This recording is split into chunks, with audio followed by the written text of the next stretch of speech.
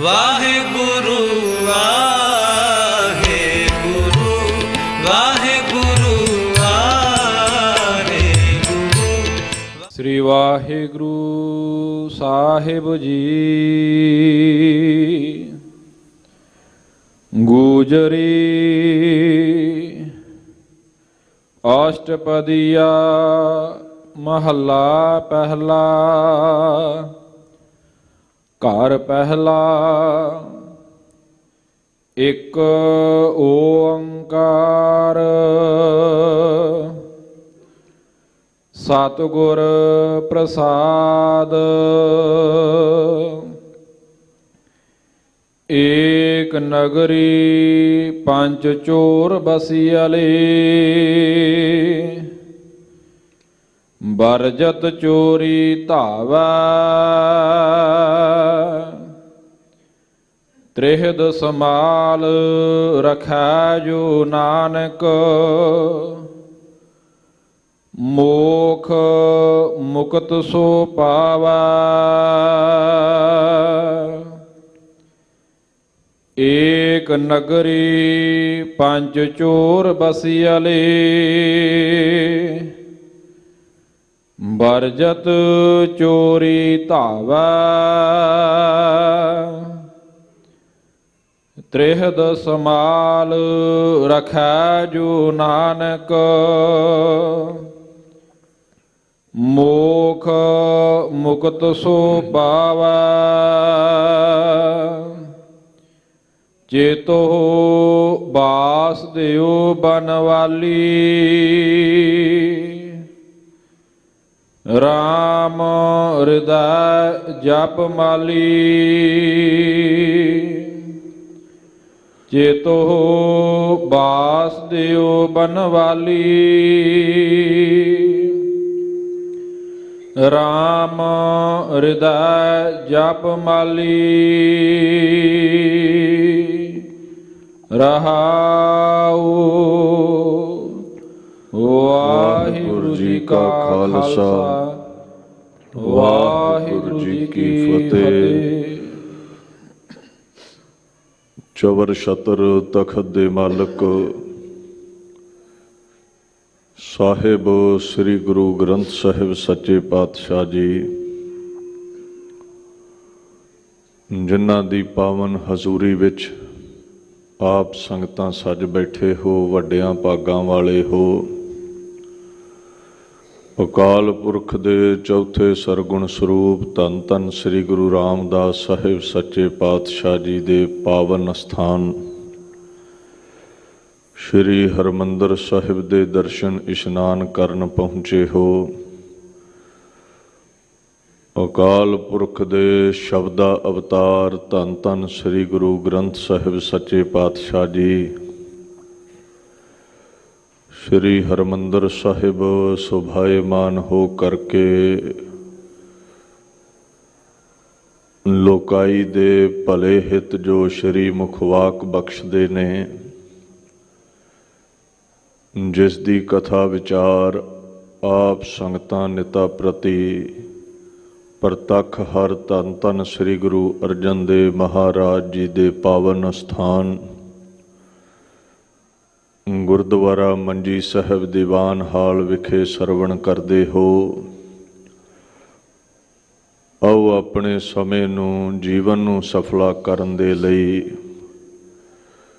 ਤੁਰਕੀ ਬਾਣੀ ਦੀ ਵਿਚਾਰ ਦੇ ਨਾਲ ਜੁੜਨਾ ਕਰੀਏ ਜੀ। ਸਤਨਾਮ ਸ੍ਰੀ ਵਾਹਿਗੁਰੂ ਸਾਹਿਬ ਜੀ। ਗੂਜਰੀ ਅਸ਼ਟਪਦੀਆ ਮਹੱਲਾ ਪਹਿਲਾ। ਘਰ ਪਹਿਲਾ। ਧੰਨ ਧੰਨ ਸ੍ਰੀ ਗੁਰੂ ਨਾਨਕ ਦੇਵ ਮਹਾਰਾਜ ਸਾਹਿਬ ਸੱਚੇ ਪਾਤਸ਼ਾਹ ਰਾਗ ਗੁਜਰੀ ਦੇ ਵਿੱਚ ਫੁਰਮਾਨ ਕਰਦੇ ਨੇ। ਅਸ਼ਟਪਦੀ 8 ਪਦਿਆਂ ਵਾਲਾ ਇਹ ਸ਼ਬਦ ਹੈ ਜੋ ਸ੍ਰੀ ਗੁਰੂ ਗ੍ਰੰਥ ਸਾਹਿਬ ਜੀ ਅੰਦਰ 503 ਅੰਗ ਤੇ ਦਰਜ ਹੈ। ਆਪਣੇ ਪਿਆਰੇ ਰਾਗੀ ਸਿੰਘਾਂ ਦੇ ਲਈ ਪਹਿਲੇ ਘਰ ਸੁਰਤਾਲ ਵਿੱਚ ਗਾਉਣ ਦਾ ਗੁਰਾਂ ਵੱਲੋਂ ਹੁਕਮ ਹੈ। ਸਭ ਤੋਂ ਪਹਿਲਾਂ ਇਸ਼ਟ ਦਾ, ਆਪਣੇ ਨਿਰਗੁਣ ਸਰੂਪ ਦਾ ਗੁਰਦੇਵ ਮੰਗਲ ਕਰਦੇ ਨੇ। ਅਕਾਲ ਪੁਰਖ ਇੱਕ ਹੈ, ਸਭਨਾਂ ਦਾ ਪ੍ਰਕਾਸ਼ਕ ਹੈ, ਸਤ ਸਰੂਪ ਹੈ, ਅਗਿਆਨ ਦਾ ਨਾਸ਼ਕ ਹੈ, ਗਿਆਨ ਬਖਸ਼ਣ ਵਾਲਾ ਹੈ, ਦਿਆਲੂ ਬੜਾ ਹੈ। ਦੂਸਰਾ ਭਾਵ ਹੈ ਇੱਕ ਅਕਾਲ ਪੁਰਖ ਸਤਿਗੁਰ ਪ੍ਰਸਾਦ ਗੁਰੂ ਨਾਨਕ ਸਾਹਿਬ ਸੱਚੇ ਪਾਤਸ਼ਾਹ ਦੀ ਕਿਰਪਾ ਦੇ ਸਦਕਾ ਪ੍ਰਾਪਤ ਹੁੰਦਾ ਹੈ। ਇੱਕ ਓੰਕਾਰ ਸਤਿਗੁਰ ਪ੍ਰਸਾਦ,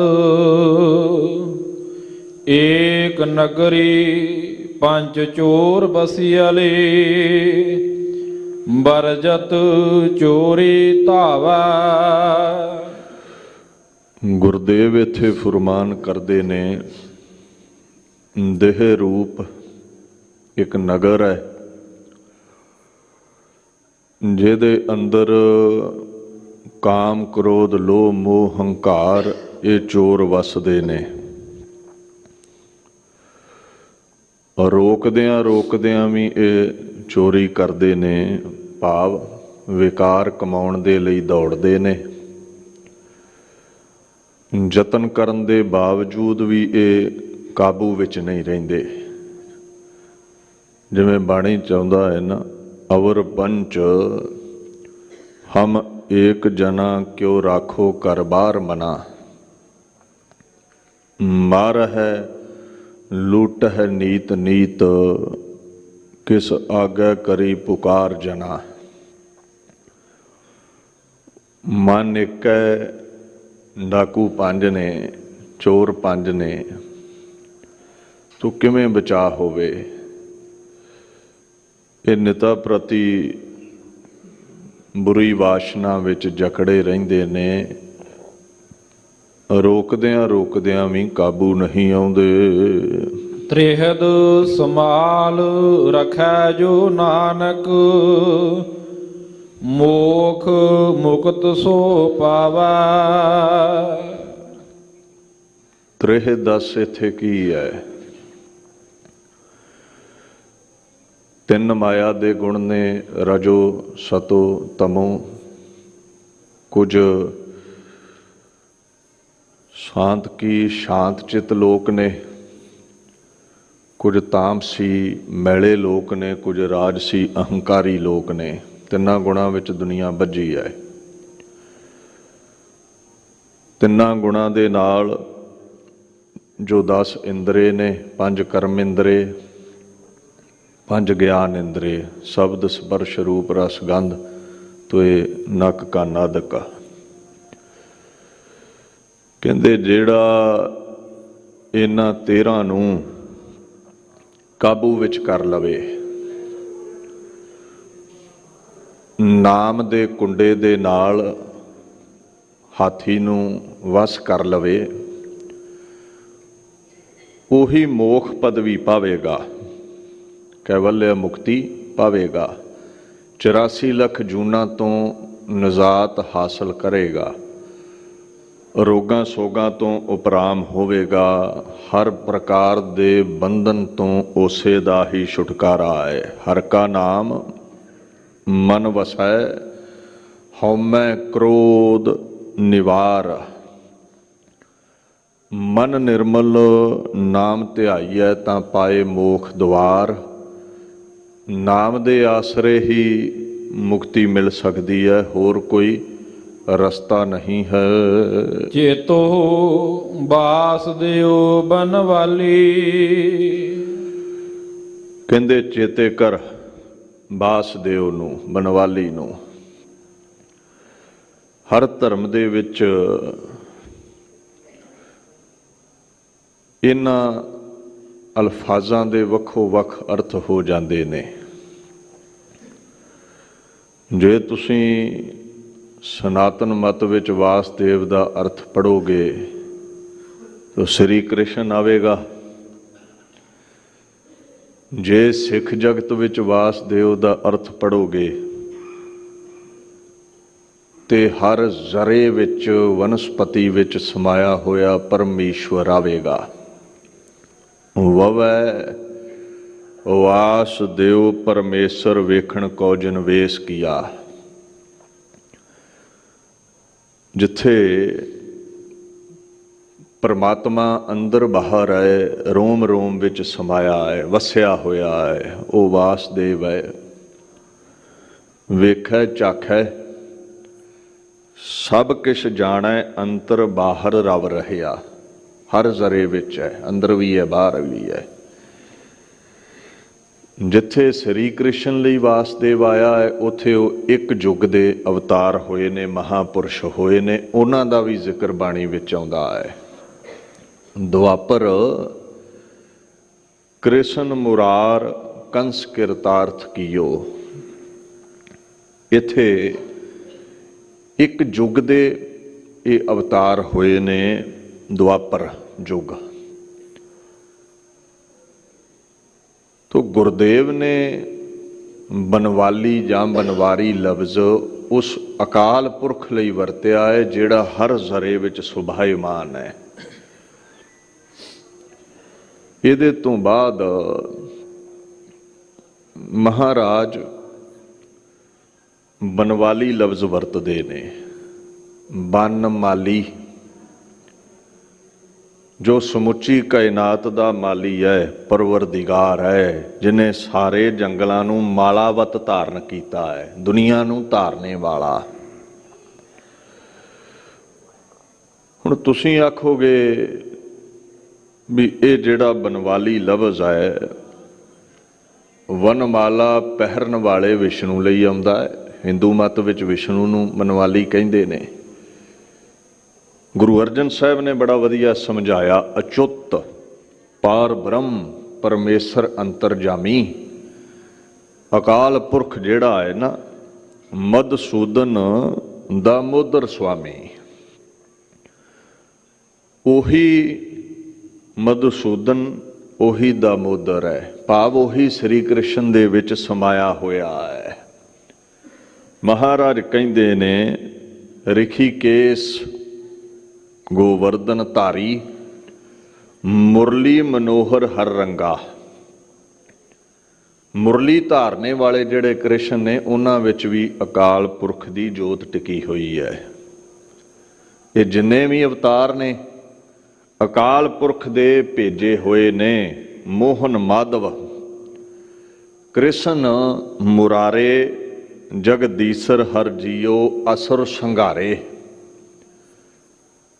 ਚਾਹੇ ਸ਼੍ਰੀ ਰਾਮਚੰਦ ਨੇ, ਉਹਨਾਂ ਬਾਰੇ ਵੀ ਆਉਂਦਾ ਹੈ, ਸ਼੍ਰੀ ਰਾਮਚੰਦ ਜਿਸ ਰੂਪ ਨਾ ਰੇਖਿਆ, ਬਨਵਾਲੀ ਚੱਕਰ ਪਾਣ ਦਰਸ ਅਨੂਪਿਆ। ਉਹਨਾਂ ਮਹਾਂਪੁਰਸ਼ਾਂ ਵਿੱਚ ਵੀ ਪਰਮਾਤਮਾ ਦੀ ਜੋਤ ਪ੍ਰਗਟ ਹੈ। ਅਖੀਰ ਪਾਤਸ਼ਾਹ ਕਹਿੰਦੇ ਨੇ, ਸਹਿਸ ਨੇਤਰ ਮੂਰਤ ਹੈ ਸਹਿਸਾ। ਇੱਕ ਦਾਤਾ ਸਭ ਹੈ ਮੰਗਾ। ਇਹ ਜਿੰਨੇ ਵੀ ਅਵਤਾਰ ਨੇ ਸਾਰੇ ਉਹਦੇ ਦਰ ਦੇ ਹੀ ਮੰਗਤੇ ਨੇ। ਉਹ ਸਭਨਾਂ ਦਾ ਦਾਤਾਰ ਹੈ। ਇੱਦਾਂ ਸਰਗੁਣ ਤੌਰ ਤੇ ਹਜ਼ਾਰਾਂ ਹੀ ਉਹਦੇ ਰੂਪ ਨੇ, ਹਜ਼ਾਰਾਂ ਹੀ ਉਹਦੇ ਨੇਤਰ ਨੇ, ਹਜ਼ਾਰਾਂ ਹੀ ਲੱਤਾਂ ਬਾਹਾਂ ਨੇ। ਜਗ ਜੀਵਨ ਅਵਿਨਾਸੀ ਠਾਕੁਰ, ਘਟ ਘਟ ਵਾਸੀ ਹੈ ਸੰਗਾ। ਪਰ ਇਹ ਜਿੰਨੇ ਵੀ ਅਵਤਾਰ ਨੇ ਇਹ ਯੁੱਗਾਂ ਤੱਕ ਸੀਮਿਤ ਨੇ। ਕੋਈ ਦੁਆਪਰ ਦਾ ਆਗੂ ਹੈ, ਕੋਈ ਕਲਯੁਗ ਦਾ ਆਗੂ ਹੈ। ਜਿਹੜਾ ਅਕਾਲ ਪੁਰਖ ਹੈ ਉਹ ਚੌਹਾਂ ਯੁੱਗਾਂ ਦਾ ਮਾਲਕ ਹੈ, ਹਰ ਘਟ ਵਿੱਚ ਵਸਿਆ ਹੈ। ਇਹ ਸਾਰੇ ਹੀ ਅਵਤਾਰ ਉਹਦੇ ਭੇਜੇ ਨੇ, ਉਹਦੀ ਇਹਨਾਂ ਵਿੱਚ ਜੋਤ ਹੈ। ਉਹਦੀਆਂ ਕਲਾ ਲੈ ਕੇ ਦੁਨੀਆ ਤੇ ਆਏ ਨੇ, ਦੁਨੀਆ ਦਾ ਉਧਾਰ ਕਰਨ। ਤੋ ਸਮਝ ਲਿਓ, ਹੁਣ ਪਿਤਾ ਲਫ਼ਜ਼ ਹੈ, ਤੁਸੀਂ ਆਪਣੇ ਪਿਤਾ ਲਈ ਵਰਤੋਗੇ, ਮੈਂ ਆਪਣੇ ਪਿਤਾ ਲਈ ਵਰਤਾਂਗਾ। ਤੇ ਜਦੋਂ ਤੁਸੀਂ ਆਪਣੇ ਪਿਤਾ ਲਈ ਇਹ ਲਫ਼ਜ਼ ਵਰਤਦੇ ਹੋ ਤੇ ਇਹਦਾ ਭਾਵ ਮੇਰਾ ਪਿਤਾ ਨਹੀਂ ਹੈ, ਤੁਹਾਡਾ ਪਿਤਾ ਹੈ। ਕਈ ਵਾਰ ਅਲਫਾਜ਼ ਜਿਹੜੇ ਹੁੰਦੇ ਨੇ ਉਹ ਉਹੀ ਹੁੰਦੇ ਨੇ, ਉਹਨਾਂ ਦਾ ਅਰਥ ਡਿਫਰੈਂਸ਼ੀਏਟ ਕਰਦਾ ਹੈ ਹਰ ਧਰਮ ਦੇ ਵਿੱਚ। ਜਿਵੇਂ ਸਨਾਤਨ ਮਤ ਵਿੱਚ ਰਾਮ ਲਫ਼ਜ਼ ਸ਼੍ਰੀ ਰਾਮਚੰਦਰ ਮਹਾਰਾਜ ਲਈ ਆਉਂਦਾ ਹੈ, ਗੁਰੂ ਗ੍ਰੰਥ ਸਾਹਿਬ ਦੇ ਵਿੱਚ ਰਾਮ ਲਫ਼ਜ਼ ਰਮਤ ਰਾਮ ਸਭ ਰਹਿਓ ਸਮਾਏ, ਚੌਵਾਂ ਯੁੱਗਾਂ ਵਿੱਚ ਜਿਹੜਾ ਹਰ ਜ਼ਰੇ ਅੰਦਰ ਸਮਾਇਆ ਹੈ ਉਹਦੇ ਲਈ ਆਉਂਦਾ ਹੈ। ਕਿਧਰੇ ਕਿਧਰੇ ਸ਼੍ਰੀ ਰਾਮਚੰਦਰ ਲਈ ਵੀ ਇਹ ਲਫ਼ਜ਼ ਆਇਆ ਹੈ, ਰਾਮ ਗਇਓ ਰਾਵਣ ਗਇਓ ਜਾਂ ਕੋ ਬਹੁ ਪਰਿਵਾਰ। ਖੈਰ ਗੁਰਦੇਵ ਕਹਿੰਦੇ ਨੇ ਵਸੁਦੇਵ ਬਨਵਾਲੀ ਨੂੰ ਚੇਤੇ ਕਰ, ਧਿਆਨ ਧਾਰਿਆ ਕਰ ਉਸਦੇ ਨਾਮ ਦਾ। ਰਾਮ ਹਿਰਦੈ ਜਪ ਮਾਲੀ, ਰਮੇ ਹੋਏ ਰਾਮ ਨੂੰ ਜ਼ਿਹਨ ਵਿੱਚ ਟਿਕਾ ਲਾ, ਉਹਦੇ ਨਾਮ ਦੀ ਮਾਲਾ ਫੇਰ, ਜਾਂ ਆਪਣੇ ਸਾਹਾਂ ਦੇ ਧਾਗੇ ਵਿੱਚ ਰਾਮ ਦੇ ਨਾਮ ਦੇ ਮਣਕੇ ਪਰੋਲਾ। ਮਾਲਾ ਦਾ ਵੀ ਕਿਧਰੇ ਬਾਣੀ 'ਚ ਖੰਡਨ ਨਹੀਂ ਹੈ। ਕਈ ਵਾਰ ਬਾਹਰ ਮੁਖੀ ਮਾਲਾ ਦਾ ਖੰਡਨ ਕਰਕੇ ਅਸੀਂ ਇੱਥੇ ਹੀ ਆ ਜਾਂਦੇ, ਨਹੀਂ ਜੀ ਇੱਥੇ ਤੇ ਨਾਮ ਜਪਣ ਨੂੰ ਹੀ ਮਾਲਾ ਕਿਹਾ ਹੈ। ਕਬੀਰ ਦੀ ਮਾਂ ਤੇ ਕਹਿੰਦੀ ਕਬੀਰ ਸਾਰੀ ਦਿਹਾੜੀ ਮਾਲਾ ਲੈ ਕੇ ਬੈਠੇ ਰਹਿੰਦੇ ਨੇ, ਕਿੱਥੇ ਦੌੜੋਗੇ? ਇਹ ਪੰਕਤੀਆਂ ਕਿੱਥੇ ਲੈ ਜਾਓਗੇ? ਹਮਾਰੇ ਕੁਲ ਕੌਨੇ ਰਾਮ ਕਹਿਓ, ਜਬ ਕੀ ਮਾਲਾ ਲਈ ਨਿਪੁੱਤੇ ਤਬ ਤੇ ਸੁਖ ਨਾ ਭਇਓ। ਇਹ ਕਮਾਈ ਛੱਡ ਗਿਆ ਹੈ, ਖੱਡੀ 'ਚ ਜਾਂਦਾ ਹੀ ਨਹੀਂ ਜੁਲਾਇਆ, ਇਹ ਮਾਲਾ ਲੈ ਕੇ ਬੈਠਾ ਰਹਿੰਦਾ। ਦਿਖਾਵਾ ਕਰੋ ਤੇ ਧਾਰਮਿਕ ਲਿਬਾਸ ਪਖੰਡ ਹੈ, ਤੇ ਜੇ ਅੰਤਰਲਿਵ ਜੁੜੀ ਹੋਈ ਹੈ ਤੇ ਫਿਰ ਸਭ ਸਫਲਾ ਹੈ। ਕਈ ਵਾਰ ਲੋਕ ਵੇਖਣ ਤੇ ਬੰਦਾ ਮਾਲਾ ਕੱਢ ਲੈਂਦਾ ਹੈ ਵੀ ਬੜੀ ਮਾਲਾ ਫੇਰਦਾ, ਪੂਜਾ ਪ੍ਰਤਿਸ਼ਠਾ ਹੋਵੇ, ਜਦੋਂ ਕੋਈ ਵੇਖੇ ਨਾ ਉਦੋਂ ਨਾਮ ਜਪਦਾ ਹੀ ਨਹੀਂ ਹੈ, ਉਦੋਂ ਮਾਲਾ ਜੇਬ 'ਚ ਪਾ ਲੈਂਦਾ। ਇਹ ਵਿਖਾਵਾ ਹੋ ਗਿਆ। ਲੋਕਾਂ ਸਾਹਮਣੇ ਜਪਦਾ ਹੈ ਤੇ ਜਦੋਂ ਨਹੀਂ ਕੋਈ ਵੇਂਦਾ ਉਦੋਂ ਵੀ ਜਪਿਆ ਕਰ, ਫਿਰ ਮਾਲਾ ਫੇਰੀ ਸਫਲੀ ਹੈ। ਤੋ ਮਹਾਰਾਜ ਕਹਿੰਦੇ ਰਾਮ ਦੇ ਨਾਮ ਦੀ ਜਪ ਮਾਲਾ ਜਪਿਆ ਕਰੋ, ਉਹਦੇ ਗੀਤ ਗਾਇਆ ਕਰੋ। ਰਹਾਉ ਉਰਦ ਮੂਲ ਜਿਸ ਸਾਖ ਤਲਾਹਾ, ਚਾਰ ਵੇਦ ਜਿਤ ਲਾਗੀ। ਉਹ ਜਿਹੜਾ ਪਰਮੇਸ਼ਵਰ ਹੈ ਉਹ ਮਾਇਆ ਦਾ ਮੂਲ ਹੈ, ਮਾਇਆ ਦੇ ਪ੍ਰਭਾਵ ਤੋਂ ਉੱਚਾ ਹੈ, ਉਹ ਉੱਪਰ ਉੱਠਿਆ ਹੋਇਆ ਹੈ ਮਾਇਆ ਤੋਂ, ਮਾਇਆ ਉਹਦੇ ਅਧੀਨ ਚੱਲਦੀ ਹੈ। ਉਰਦ ਉੱਚਾ ਬੜਾ ਹੈ ਉਹ ਜਿਹੜਾ ਪ੍ਰਮਾਤਮਾ ਹੈ। ਇਹ ਦੁਨੀਆ ਜਿਹੜੀ ਪ੍ਰਫੁੱਲਤ ਹੈ ਇਹ ਉਹਦੀਆਂ ਸ਼ਾਖਾਵਾਂ ਨੇ, ਤੇ ਜਿਹੜੇ ਧਾਰਮਿਕ ਗ੍ਰੰਥ ਨੇ ਇਹ ਉਹਦੇ ਪੱਤੇ ਨੇ। ਵੇਦ ਆਦਿਕ ਗ੍ਰੰਥਾਂ ਦੇ ਵਿੱਚ ਬ੍ਰਹਮ ਦੀ ਵਡਿਆਈ ਹੈ, ਮਾਇਆ ਦੀ ਪ੍ਰਬਲਤਾ ਦਰਸਾਈ ਹੋਈ ਹੈ ਵੀ ਕਿਵੇਂ ਦੁਨੀਆ ਤੇ ਪ੍ਰਭਾਵ ਪਾਉਂਦੀ ਹੈ। ਸਹਿਜ ਭਾਈ ਜਾਏ ਤੇ ਨਾਨਕ, ਪਾਰ ਬ੍ਰਹਮ ਲਿਵ ਜਾਗੀ। ਧਾਰਮਿਕ ਗ੍ਰੰਥ ਵੀ ਇਹੀ ਕਥਨ ਕਰਦੇ ਨੇ, ਸਹਿਜ ਭਾਵ ਵਿੱਚ, ਸ਼ਾਂਤੀ ਵਿੱਚ, ਆਨੰਦ ਵਿੱਚ ਟਿਕੇ ਪਰਮਾਤਮਾ ਦੇ ਗੀਤ ਗਾਓ, ਫਿਰ ਤੁਹਾਡੇ ਤੇ ਮਾਇਆ ਦਾ ਪ੍ਰਭਾਵ ਨਹੀਂ ਪਵੇਗਾ। ਪਰਮਾਤਮਾ ਦੇ ਚਰਨਾਂ ਵਿੱਚ ਲਿਵ ਲਾਓ, ਸਹਿਜ ਕਰਕੇ ਭਾਵ ਗਿਆਨ ਕਰਕੇ, ਸਹਿਜ ਕਰਕੇ ਭਾਵ ਸ਼ਾਂਤੀ ਕਰਕੇ, ਟਿਕਾ ਕਰਕੇ ਉਹਦੇ ਚਰਨਾਂ ਵਿੱਚ ਜੁੜ ਜਾਓ। ਭਾਏ ਤੋਂ ਭਾਵ ਹੈ ਉਹਦੇ ਪਿਆਰ ਵਿੱਚ ਜੁੜ ਜਾਓ। ਲਿਵ ਕੀ ਹੈ? ਲਿਵ ਦਾ ਭਾਵ ਹੁੰਦਾ ਹੈ ਬਿਰਤੀ ਨੂੰ ਇੱਕ ਬਿੰਦੂ ਵੱਲ ਕੇਂਦਰਿਤ ਕਰਨਾ, ਸੰਸਾਰ ਵੱਲੋਂ ਬਿਰਤੀ ਨੂੰ ਤੋੜ ਕੇ ਨਿਰੰਕਾਰ ਵਿੱਚ ਜੋੜਨਾ। ਤੋ ਇੱਦਾਂ ਫਿਰ ਜਦੋਂ ਬਿਰਤੀ ਜੁੜੇਗੀ ਫਿਰ ਮਾਇਆ ਦਾ ਪ੍ਰਭਾਵ ਨਹੀਂ ਪਵੇਗਾ। ਪਾਰ ਜਾਤ ਘਰ ਆਂਗਣ ਮੇਰਾ, ਪਾਹੁਪ ਪਤਰ ਤਤ ਡਾਲਾ। ਸਨਾਤਨ ਮਤ ਦੇ ਵਿੱਚ ਇੱਕ ਪਾਰਜਾਤ ਰੁੱਖ ਗਿਣੀਦਾ ਹੈ। ਪਾਰ ਭਾਵ ਸਮੁੰਦਰ ਤੋਂ ਪੈਦਾ ਹੋਇਆ ਜਿਹੜਾ ਰੁੱਖ ਹੈ। ਜਦੋਂ ਸਮੁੰਦਰ ਰਿੜਕਿਆ ਸੀ ਨਾ ਦੇਵਤਿਆਂ ਨੇ, ਉਦੋਂ ਇੱਕ ਰੁੱਖ ਨਿਕਲਿਆ ਸੀ। ਇਹ ਦੇਵਲੋਕ ਵਿੱਚ ਮੰਨੀਦਾ ਹੈ। ਕਹਿੰਦੇ ਇੱਕ ਵਾਰ ਕ੍ਰਿਸ਼ਨ ਮਹਾਰਾਜ ਇੰਦਰ ਦੇਵ ਨੂੰ ਮਿਲੇ ਹੁਣ ਇੱਕ ਤਰਫ ਇੰਦਰ ਦੀ ਇਸਤਰੀ ਸੱਚੀ ਹੈ ਜਿਹਨੂੰ ਇਹ ਰੁੱਖ ਬੜਾ ਪਿਆਰਾ ਹੈ, ਤੇ ਦੂਜੇ ਬੰਨੇ ਸ੍ਰੀ ਕ੍ਰਿਸ਼ਨ ਮਹਾਰਾਜ ਦੀ ਘਰਵਾਲੀ ਹੈ ਸਤਿਅਭਾਮਾ, ਉਹਨੂੰ ਰੁੱਖ ਬੜਾ ਪਿਆਰਾ ਹੈ। ਉਹ ਕਹਿੰਦੀ ਰੁੱਖ ਮੈਨੂੰ ਚਾਹੀਦਾ ਹੈ। ਇੰਦਰ ਦੇਵ ਤੇ ਕ੍ਰਿਸ਼ਨ ਦੇਵ ਦਾ ਯੁੱਧ ਹੋ ਗਿਆ, ਇੰਦਰ ਹਾਰਿਆ। ਸ੍ਰੀ ਕ੍ਰਿਸ਼ਨ ਉਹ ਜਿਹੜਾ ਰੁੱਖ ਹੈ ਉਹ ਲੈ ਕੇ ਦੇਵ ਲੋਕ ਤੋਂ ਆਪਣੇ ਨਗਰ ਆਏ। ਇਹ ਐਵੇਂ ਵਾਧੂ ਦੀਆਂ ਕਹਾਣੀਆਂ ਨਹੀਂ, ਗੁਰੂ ਗ੍ਰੰਥ ਸਾਹਿਬ ਵਿੱਚ ਇਹਦਾ ਜ਼ਿਕਰ ਹੈ, ਤੇ ਜੋ ਗੁਰੂ ਗ੍ਰੰਥ ਸਾਹਿਬ ਵਿੱਚ ਆ ਗਿਆ ਉਹ ਪੱਥਰ ਤੇ ਲਕੀਰ ਹੈ। ਬਾਣੀ ਨੂੰ ਮਿੱਥ ਕਹਿਣ ਵਾਲੇ ਨਰਕਾਂ ਨੂੰ ਹੀ ਜਾਂਦੇ ਹੁੰਦੇ ਨੇ। ਧਿਆਨ ਦਿਓ, ਗੁਰੂ ਦਾ ਹੁਕਮ ਹੈ ਬੋਲੀਏ ਸੱਚ ਧਰਮ ਝੂਠ ਨਾ ਬੋਲੀਏ। ਸੱਚ ਬੋਲਣਾ ਹੈ ਤੇ ਆਪ ਮਿੱਥ ਉਦਾਹਰਨਾ ਗੁਰੂ ਕਿਉਂ ਦਵੇਗਾ? ਪੁੱਛੋ ਜੀ ਇਹ ਆ ਕਹਾਣੀ ਸੱਚੀ ਹੈ ਪਾਰਜਾਤ ਵਾਲੀ? ਤੋ ਗੁਰੂ ਗ੍ਰੰਥ ਸਾਹਿਬ ਵਿੱਚ ਆਉਂਦਾ ਹੈ ਪਾਰਜਾਤ ਗੋਪੀ ਲੈ ਆਇਆ ਬਰਿੰਦਰਾ ਬਨ ਮਹਿ ਰੰਗ ਕੀਆ। ਗੋਪੀ ਦੇ ਕਹਿਣ ਤੇ, ਸਤਿਅਭਾਮਾ ਦੇ ਕਹਿਣ ਤੇ ਸ੍ਰੀ ਕ੍ਰਿਸ਼ਨ ਪਾਰਜਾਤ ਰੁੱਖ ਲੈ ਆਇਆ ਔਰ ਬਰਿੰਦਰਾਬਨ ਦੇ ਵਿੱਚ ਆਨੰਦ ਲੈਂਦਾ ਰਿਹਾ। ਖੈਰ, ਚਾਹੇ ਪਾਰਜਾਤ ਰੁੱਖ ਹੈ ਤੇ ਚਾਹੇ ਕਾਮਧੇਨ ਗਊ ਹੈ ਜੋ ਹਰ ਕਾਮਨਾ ਪੂਰੀ ਕਰਦੀ ਹੈ, ਹਿੰਦੂਆਂ ਲਈ ਚਾਹੇ ਇਹਨਾਂ ਦੀ ਹਸਤੀ ਵੱਖਰੀ ਹੈ, ਰੁੱਖ ਹੈ ਤੇ ਗਊ ਹੈ। ਸਿੱਖਾਂ ਲਈ ਕੀ ਹੈ?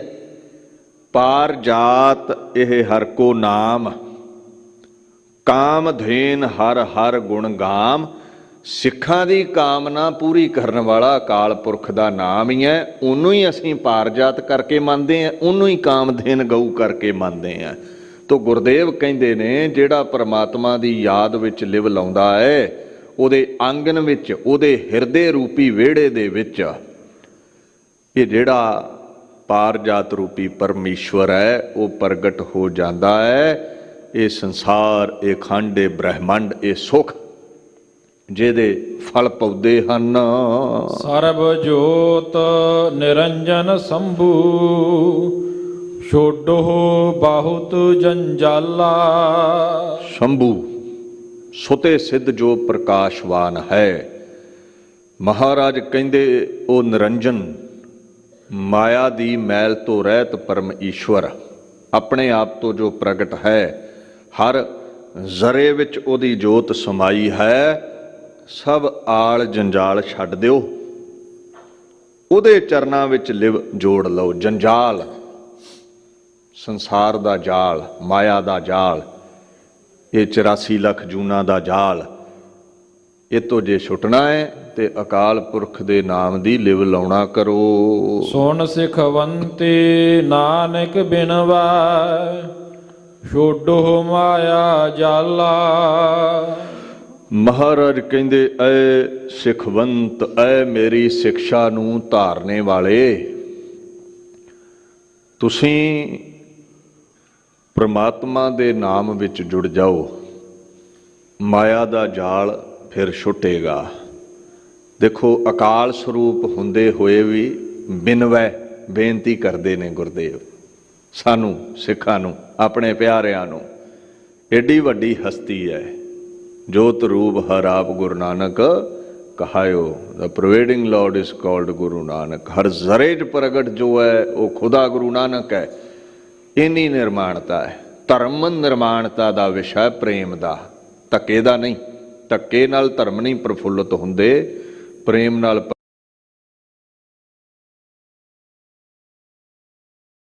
ਕੀ ਮੇਰੇ ਮੋਢਿਆਂ ਤੇ ਖਲੋਤੀ ਹੈ? ਨਹੀਂ।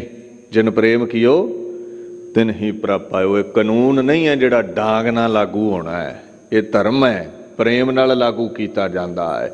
ਤੋ ਗੁਰਦੇਵ ਬਿਨੈ ਕਰਦੇ ਨੇ, ਉਹ ਮੇਰੇ ਸਿੱਖ ਮਾਇਆ ਦੇ ਜਾਲ, 84 ਲੱਖ ਜੂਨਾਂ ਦੇ ਜਾਲ ਅਗਰ ਛੱਡਣੇ ਨੇ ਤੇ ਪਰਮਾਤਮਾ ਦੇ ਨਾਮ ਵਿੱਚ ਜੁੜਨਾ ਕਰੋ। ਮਨ ਵਿਚਾਰ ਏਕ ਲਿਵ ਲਾਗੀ, ਪੁਨਰਪ ਜਨਮ ਨਾ ਕਾਲਾ। ਜਦੋਂ ਮਨ ਦੇ ਵਿੱਚ ਪਰਮਾਤਮਾ ਦਾ ਨਾਮ ਗਿਆ ਟਿਕ, ਉਹਦੇ ਨਾਮ ਦੀ ਵਿਚਾਰ ਚੱਲਦੀ ਰਹੀ, ਉਹਦੇ ਨਾਮ ਵਿੱਚ ਲਿਵ ਲੱਗ ਗਈ, ਜਿਵੇਂ ਤੇਲ ਦੀ ਧਾਰ ਚੱਲਦੀ ਹੈ ਨਾ ਇੱਕ ਰਸ, ਏਦਾਂ ਸੁਰਤੀ ਟਿਕ ਗਈ।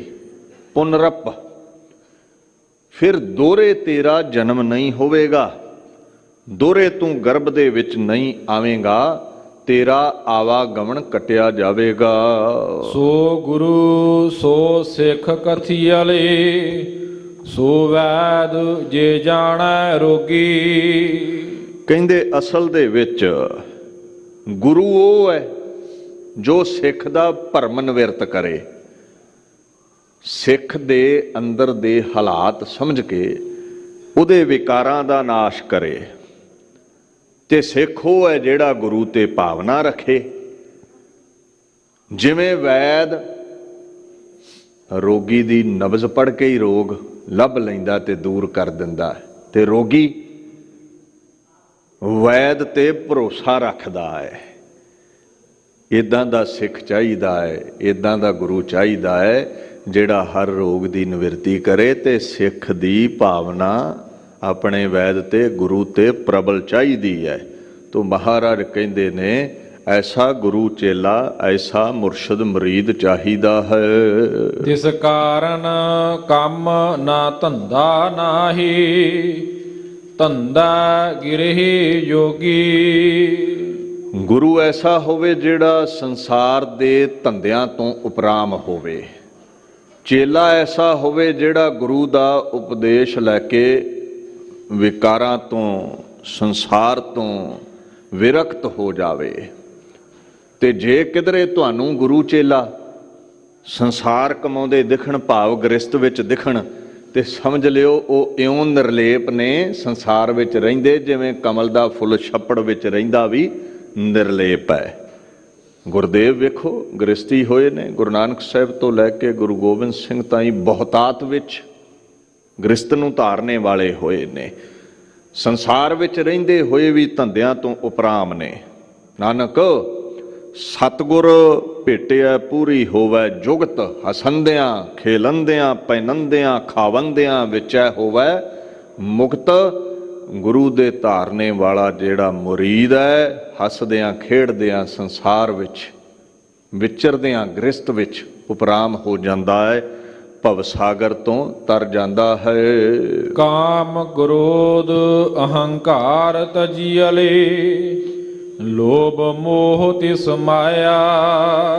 ਗੁਰੂ ਦੀ ਸ਼ਰਨ ਆ ਕੇ ਨਾਮ ਜਪਦਾ ਹੋਇਆ ਉਹ ਕਾਮ ਕ੍ਰੋਧ ਅਹੰਕਾਰ ਤੋਂ ਵੱਖ ਹੋ ਜਾਂਦਾ ਹੈ। ਉਹਦੇ ਅੰਦਰ ਲੋਭ ਨਹੀਂ ਰਹਿੰਦਾ, ਦੂਸਰਿਆਂ ਦੇ ਪਦਾਰਥ ਖੋਹਣ ਦੀ ਇੱਛਾ ਨਹੀਂ ਰਹਿੰਦੀ, ਉਹਨੂੰ ਸੰਸਾਰ ਦਾ ਮੋਹ ਨਹੀਂ ਰਹਿੰਦਾ। ਉਹਦੇ ਅਤੇ ਪ੍ਰਮਾਤਮਾ ਦੇ ਦਰਮਿਆਨ ਜੋ ਰੋਕਾਂ ਨੇ, ਜੋ ਮਾਇਆ ਹੈ, ਉਹ ਨਹੀਂ ਰਹਿੰਦੀ, ਪ੍ਰਮਾਤਮਾ 'ਚ ਇਕਮਿਕ ਹੋ ਜਾਂਦਾ ਹੈ। ਮਨ ਤਤ ਅਵਗਤ ਧਿਆਇਆ, ਗੁਰ ਪ੍ਰਸਾਦੀ ਪਾਇਆ। ਤਤ ਸਾਰ ਵਸਤੂ, ਸਾਡਾ ਜੜ ਜੋ ਪਰਮ ਈਸ਼ਵਰ ਹੈ, ਇਹ ਮਨ ਉਸ ਤਤਵ ਵਸਤੂ ਨੂੰ ਧਿਆਇਆ ਕਰ, ਪਰਮਾਤਮਾ ਦੇ ਗੀਤ ਗਾਇਆ ਕਰ। ਜੋ ਅਵਗਤ ਹੈ, ਜੋ ਬਿਆਨ ਨਹੀਂ ਕੀਤਾ ਜਾ ਸਕਦਾ, ਜੋ ਅਵਿਨਾਸ਼ੀ ਹੈ, ਨਾਸ਼ ਤੋਂ ਰਹਿਤ ਹੈ। ਧਿਆਉਣਾ ਕਿੱਦਾਂ ਹੈ? ਗੁਰੂ ਦੇ ਚਰਨਾਂ ਵਿੱਚ ਬੈਠ ਕੇ ਸ਼ਬਦ ਦਾ ਉਪਦੇਸ਼ ਲੈ ਕੇ। ਤੇ ਜਿਹੜਾ ਫਿਰ ਧਿਆਉਂਦਾ ਹੈ ਗੁਰ ਪ੍ਰਸਾਦੀ, ਉਹਨੂੰ ਪਰਮਾਤਮਾ ਦੀ ਪ੍ਰਾਪਤੀ ਹੁੰਦੀ ਹੈ। ਗੁਰ ਪ੍ਰਸਾਦੀ ਸੱਚਾ ਹਰਿ ਪਾਏ, ਪਰਮਾਤਮਾ ਉਹਨਾਂ ਨੂੰ ਮਿਲ ਜਾਂਦਾ ਹੈ। ਗਿਆਨ ਧਿਆਨ ਸਭ ਦਾਤ ਕਥੀਅਲੇ, ਸੇਤ ਬਰਨ ਸਭ ਦੂਤਾ। ਦੁਨੀਆ ਦਾ ਗਿਆਨ ਹੋਣਾ ਕੋਈ ਵੱਡੀ ਗੱਲ ਨਹੀਂ, ਸਕੂਲਾਂ ਕਾਲਜਾਂ ਵਿੱਚ ਹੋ ਜਾਂਦਾ ਹੈ, ਗੁਰੂਕੁਲ ਵਿੱਚ ਜਾ ਕੇ ਹੋ ਜਾਂਦਾ ਹੈ। ਪਰ ਰੱਬ ਦਾ ਗਿਆਨ, ਪਰਮਾਰਥ ਦਾ ਰਸਤਾ ਮਾਲੂਮ ਹੋ ਜਾਣਾ, ਇਹ ਵਿਰਲੇ ਕਿਸੇ ਨੂੰ ਹੀ ਦਾਤ ਮਿਲਦੀ ਹੈ। ਸੰਸਾਰ ਦਾ ਧਿਆਨ ਸਾਰੇ ਹੀ ਲਾ ਲੈਂਦੇ ਨੇ, ਨਿਰੰਕਾਰ ਦਾ ਧਿਆਨ ਕਿਸੇ ਵਿਰਲੇ ਕੋਲੋਂ ਹੀ ਲੱਗਾ ਹੈ। ਤੋ ਕਹਿੰਦੇ ਇਹ ਵੱਡੀ ਦਾਤ ਹੈ, ਪਰਮਾਤਮਾ ਦਾ ਗਿਆਨ ਤੇ ਉਹਦੇ ਚਰਨਾਂ ਦਾ ਧਿਆਨ ਜੁੜ ਜਾਣਾ। ਤੇ ਜਦੋਂ ਇਹ ਅਵਸਥਾ ਤੇ ਪਹੁੰਚ ਜਾਈਦਾ ਹੈ, ਅੱਗੇ ਲਫ਼ਜ਼ ਵਰਤਿਆ ਹੈ ਸੇਤ ਬਰਨ, ਭਾਵ ਰੰਗ ਚਿੱਟਾ ਪੈ ਜਾਣਾ। ਜਿਹੜੇ ਕਾਮ ਕ੍ਰੋਧ ਲੋਭ ਮੋਹ ਹੰਕਾਰ ਨੇ, ਵਿਕਾਰ ਨੇ, ਉਹਨਾਂ ਦਾ ਰੰਗ ਫਿੱਕਾ ਪੈ ਗਿਆ, ਚਿੱਟਾ ਪੈ ਗਿਆ। ਉਹ ਭੈ ਸਹਿਤ ਹੋ ਗਏ ਵੀ ਇੱਥੇ ਨਹੀਂ ਚੱਲਣੀ ਹੁਣ, ਇਹ ਤੇ ਨਾਮ ਬੜਾ ਜਪਦਾ ਹੈ। ਬ੍ਰਹਮ ਕਮਲ ਮਦ ਤਾਸ ਰਸਾਦੰ ਜਾਗਤ ਨਾਹੀ ਸੂਤਾ। ਐਸਾ ਜਿਹੜਾ ਗੁਰਮੁਖ ਪਿਆਰਾ ਹੈ ਰਸਾਧੰ, ਉਹ ਰਸ ਚੱਖ ਲੈਂਦਾ ਹੈ। ਕਾਹਦਾ ਜੀ? ਬ੍ਰਹਮ ਕਮਲ ਦਾ, ਜੋ ਪਰਮੇਸ਼ਵਰ ਹੈ ਉਹਦੇ ਨਾਮ ਦਾ ਸ਼ਹਿਦ ਰੂਪੀ ਅੰਮ੍ਰਿਤ ਰੂਪੀ ਰਸ ਉਹਨੂੰ ਪ੍ਰਾਪਤ ਹੋ ਜਾਂਦਾ। ਫਿਰ ਉਹ ਕਦੇ ਵੀ ਮਾਇਆ ਦੀ ਨੀਂਦ ਵਿੱਚ ਸੌਂਦਾ ਨਹੀਂ ਹੈ, ਅਵਿਦਿਆ ਦੀ ਨੀਂਦ ਵਿੱਚ ਸੌਂਦਾ ਨਹੀਂ ਹੈ, ਕਾਮ ਕ੍ਰੋਧ ਲੋਭ ਮੋਹ ਹੰਕਾਰ ਵਿੱਚ ਸੌਂਦਾ ਨਹੀਂ ਹੈ। ਮਹਾ ਗੰਭੀਰ ਪਤਰ ਪਾਤਾਲਾ ਨਾਨਕ ਸਰਬ ਜੁਆਇਆ। ਪਰਮੇਸ਼ਵਰ ਬੜਾ ਡੂੰਘਾ ਹੈ, ਮਹਾ ਗੰਭੀਰ ਹੈ, ਜਿਹਦਾ ਥਲੜਾ ਪਾਸਾ ਨਹੀਂ ਦਿਖਦਾ। ਸਾਗਰ ਦਾ ਤੇ ਉਰਲਾ ਪਰਲਾ ਕੰਢਾ ਦਿਖ ਜਾਂਦਾ ਹੈ, ਪਰਮਾਤਮਾ ਦਾ ਕੋਈ ਕੰਢਾ ਨਹੀਂ ਹੈ। ਏਡੀ ਵੱਡੀ ਬੁਲੰਦ ਹਸਤੀ ਹੈ, ਉਹਦੀ ਜੜ ਡੂੰਘੀ ਹੈ ਜੋ ਨਜ਼ਰੀ ਨਹੀਂ ਆਉਂਦੀ। ਇਹ ਪਾਤਾਲ, ਇਹ ਆਕਾਸ਼, ਇਹ ਮਿਲੀਅਨਸ ਆਫ ਗਲੈਕਸੀਜ਼, ਇਹ ਸਭ ਉਹਨੂੰ ਲੱਗੇ ਹੋਏ ਫਲ ਫੁੱਲ ਨੇ। ਇਹ ਉਸੇ ਪਰਮੇਸ਼ਵਰ ਦਾ ਵਿਸਥਾਰ ਹੈ। ਤੋ ਗੁਰਦੇਵ ਕਹਿੰਦੇ ਨੇ ਪਰਮਾਤਮਾ ਸਾਰੀ ਮਨੁੱਖਤਾ ਵਿੱਚ 84 ਲੱਖ ਜੂਨਾਂ ਵਿੱਚ, ਖੰਡਾਂ ਬ੍ਰਹਿਮੰਡਾਂ ਵਿੱਚ, ਗਲੈਕਸੀਜ਼ ਦੇ ਵਿੱਚ ਆਪ ਸਮਾਇਆ ਹੈ। ਹਰ ਜ਼ਰੇ ਦੇ ਵਿੱਚ ਉਹਦੀ ਜੋਤ ਜੁੜੀ ਹੋਈ ਹੈ, ਉਹਦਾ ਸੰਜੋਗ ਬਣਿਆ ਹੋਇਆ। ਜੁਆਇਆ ਕੀ ਹੁੰਦਾ? ਸੰਬੰਧਿਤ ਹੋਣਾ। ਉਹ ਹਰ ਜ਼ਰੇ ਦੇ ਨਾਲ ਸੰਬੰਧਿਤ ਹੈ, ਉਹ ਕਿਸੇ ਪਾਸੋਂ ਵੀ ਦੂਰ ਨਹੀਂ ਹੈ। ਉਪਦੇਸ਼ ਗੁਰੂ ਮਮ ਪੁਨਹਿ ਨ ਗਰਬੰ ਬਿਖ ਤਜ ਅੰਮ੍ਰਿਤ ਪੀ ਆਇਆ। ਗੁਰੂ ਨਾਨਕ ਸਾਹਿਬ ਸੱਚੇ ਪਾਤਸ਼ਾਹ ਦਾ ਜਿਨ੍ਹਾਂ ਨੇ ਉਪਦੇਸ਼ ਲੈ ਲਿਆ, ਉਹ ਫਿਰ ਪੁਨਹਿ ਨ ਗਰਭੰ, ਦੋਹਰੇ ਗਰਭ ਵਿੱਚ ਨਹੀਂ ਆਉਂਦੇ। ਉਹ 84 ਲੱਖ ਜੂਨਾਂ ਵਿੱਚ ਨਹੀਂ ਆਉਂਦੇ, ਕਿਉਂਕਿ ਉਹਨਾਂ ਨਾਮ ਦਾ ਅੰਮ੍ਰਿਤ ਪੀਤਾ, ਨਿਰੰਕਾਰ ਦਾ ਅੰਮ੍ਰਿਤ ਪੀਤਾ ਤੇ ਸੰਸਾਰ ਦੀ ਮਾਇਆ ਨੂੰ ਜ਼ਹਿਰ ਰੂਪ ਸਮਝ ਕੇ ਛੱਡ ਦਿੱਤਾ। ਸਤਿਗੁਰ ਬੰਧਨ ਤੋੜ ਨਿਰਾਰੇ, ਬਹੁੜ ਨਾ ਗਰਭ ਮਝਾਰੀ ਜੀਓ। ਸਤਿਗੁਰਾਂ ਨੇ ਐਸੇ ਉਹਨਾਂ ਦੇ ਵਿਕਾਰਾਂ ਦੇ ਬੰਧਨ ਤੋੜੇ ਨੇ। ਹੁਣ ਉਹ 84 ਲੱਖ ਜੂਨਾਂ ਵਿੱਚ ਨਹੀਂ ਆਉਣਗੇ। ਰੋਗਾਂ ਸੋਗਾਂ ਤੋਂ ਉਹਨਾਂ ਨੂੰ ਨਿਜਾਤ ਮਿਲ ਜਾਂਦੀ ਹੈ। ਇੱਥੇ ਦਾਸ ਸ਼੍ਰੀ ਮੁਖਵਾਕ ਦੀ ਵਿਚਾਰ ਨੂੰ ਵਿਸ਼ਰਾਮ ਦਿੰਦਾ ਹੈ। ਅੱਜ ਇੱਕ ਮਹਾਨ ਸ਼ਹੀਦੀ ਦਿਹਾੜਾ ਹੈ, ਉਸ ਦੀ ਵਿਚਾਰ ਵੱਲ ਮੈਂ ਵਧਦਾ ਹਾਂ। ਸਿੱਖ ਜਗਤ ਦੇ ਅੰਦਰ ਬੇਅੰਤ ਸ਼ਹਾਦਤਾਂ ਨੇ ਔਰ ਸ਼ਹੀਦਾਂ ਦਾ ਬੜਾ ਮਹਾਨ ਮਰਤਬਾ ਹੈ। ਸੰਤ ਅਤੇ ਸਿਪਾਹੀ ਦਾ ਰੁਤਬਾ ਗੁਰੂ ਪਰਮੇਸ਼ਰ ਤੋਂ ਬਾਅਦ ਸਿੱਖੀ ਵਿੱਚ ਆਉਂਦਾ ਹੈ। ਤੁਸੀਂ ਰੋਜ਼ ਤੇ ਬਾਣੀ ਵਿੱਚ ਪੜ੍ਹਦੇ ਹੋ, ਜਾਂ ਕੋ ਹਰ ਰੰਗ ਲਾਗੋ ਇਸ ਜੁਗ ਮਹਿ ਸੋ ਕਈਤ ਹੈ। ਸੂਰਾ ਇੱਥੇ ਸੰਤ ਦੀ ਗੱਲ ਹੈ, ਜਿਹੜਾ ਗਿਆਨ ਖੜਗ ਨਾਲ ਵਿਕਾਰਾਂ ਨੂੰ ਵੱਢ ਸੁੱਟੇ, ਉਹ ਸੂਰੇ ਦਾ ਨਾਂ ਸੰਤ ਹੈ। ਦੂਸਰਾ ਇੱਥੇ ਸ਼ਹੀਦ ਦਾ ਅਦਬ ਹੈ, ਜੋ ਸਿਪਾਹੀ ਹੈ, ਦੀਨ ਲਈ ਸਿਰ ਦਿੰਦਾ। ਸੂਰਾ ਸੋ ਪਹਿਚਾਨੀਐ ਜੋ ਲਰੈ ਦੀਨ ਕੈ ਹੇਤ, ਪੁਰਜਾ ਪੁਰਜਾ ਕਟ ਮਰੈ ਕਬਹੂ ਨਾ ਛਾਡੈ ਖੇਤ। ਮਰਨ ਮੁਨਸਾ ਸੂਰਿਆਂ ਹੱਕ ਹੈ, ਜੋ ਹੋਏ ਮਰਨ ਪ੍ਰਵਾਣੋ। ਸੂਰੇ ਸੇਈ ਆਗੈ ਆਖੀਐ, ਦਰਗਹਿ ਪਾਵਹਿ ਸਾਚੀ ਮਾਣੋ। ਜਿਹੜੇ ਦੀਨ ਲਈ ਸਿਰ ਦਿੰਦੇ ਨੇ, ਇੱਥੇ ਵੀ ਮਾਣ ਤੇ ਦਰਗਾਹ ਵਿੱਚ ਵੀ ਉਹਨਾਂ ਨੂੰ ਮਾਣ ਮਿਲਦਾ ਹੈ। ਮੇਰਾ ਭਾਵ ਹੈ, ਅੱਜ ਦੇ ਦਿਨ 6 ਜਨਵਰੀ 1999 ਤਿਹਾੜ ਜੇਲ੍ਹ ਦਿੱਲੀ, ਇੰਦਰਾ ਗਾਂਧੀ ਦਾ ਕਤਲ ਕਰਨ ਵਾਲੇ ਭਾਈ ਸਤਵੰਤ ਸਿੰਘ ਤੇ ਭਾਈ ਕਿਹਰ ਸਿੰਘ ਨੂੰ ਫਾਂਸੀ ਦੀ ਸਜ਼ਾ ਦਿੱਤੀ ਗਈ। ਅੱਜ ਫਾਂਸੀ ਚੜਾਇਆ ਗਿਆ, ਉਹਨਾਂ ਦਾ ਸ਼ਹੀਦੀ ਦਿਹਾੜਾ ਹੈ। ਤੇ ਭਾਈ ਬੇਅੰਤ ਸਿੰਘ, ਉਹ ਤੇ 31 ਅਕਤੂਬਰ 1984 ਨੂੰ ਹੀ ਜਦੋਂ ਇੰਦਰਾ ਗਾਂਧੀ ਨੂੰ ਮੌਤ ਦੇ ਘਾਟ ਉਤਾਰਿਆ ਸੀ, ਉੱਥੇ ਹੀ ਸ਼ਹੀਦ ਹੋ ਗਏ ਸਨ। ਧਿਆਨ ਦਿਓ, ਇਹ ਸ਼ਹਾਦਤਾਂ ਦਾ ਦੌਰ ਕਿਉਂ ਚੱਲਦਾ ਹੈ। As a prime minister Indira Gandhi ਦੀ ਹਾਲਤ ਬੜੀ ਨਾਜ਼ੁਕ ਹੁੰਦੀ ਜਾ ਰਹੀ ਸੀ। ਸਿਆਸੀ ਪਿੜ ਦੇ ਵਿੱਚ ਓਪੋਜੀਸ਼ਨ ਬੜੀ ਸਟਰੋਂਗ ਹੋ ਰਹੀ ਸੀ। ਉਹਨੇ ਵੇਖਿਆ ਵੀ ਇਹ ਬਹੁਮਤ ਦੀ ਵੋਟ ਕਿਵੇਂ ਲਈ ਜਾਵੇ।